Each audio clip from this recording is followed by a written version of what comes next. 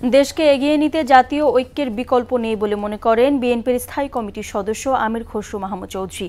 রাষ্ট্র সংস্কারে ঐক্যবদ্ধভাবে অন্তর্বর্তীকালীন সরকারকে সহায়তা করার জরুরি বলে মনে করেন তিনি। আর সরকারকে কোটা আন্দোলনে হতাহতদের দায়িত্ব নেওয়ার তাগিদ দিলেন বিভিন্ন দলের নেতারা। সুরাইয়া মুন্নির রিপোর্ট।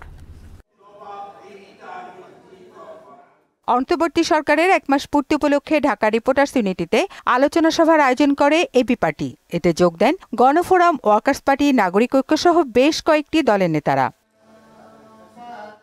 এতে সরকারকে আন্দোলনে আহতদের চিকিৎসা ও নিহতদের পরিবারের দায়িত্ব নেওয়ার তাগিদ দেন বক্তারা।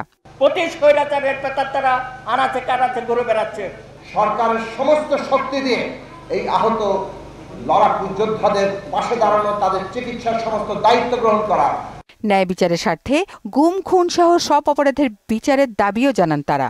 30 দিনে আপনারা কি কি গুরুত্বপূর্ণ পদক্ষেপ গ্রহণ করবেন, কি কি সংস্কারগুলো করবেন, আপনাদের টেনিয়রে পরিষ্কার করে কথাগুলো বলা দরকার। এই পুলিশ দিয়ে তো ভোট করা যাবে না। কেবলমাত্র আইজির জায়গায় একটা আইজি বসলো, কিছু ঊর্ধ্বতন কর্মকর্তার জায়গায় আপনি বদলি করে একটা দুটো ভালো লোকও দিলেন, সেটা কিন্তু জনবান্ধব কোনো পুলিশ প্রশাসন তৈরি করবে না।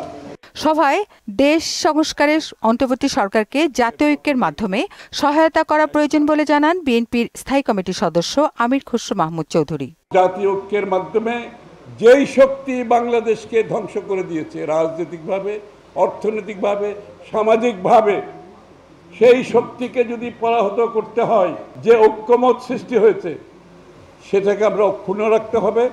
বর্তমান ইন্টেরিয়াম সরকারকে সমর্থন করতে হবে।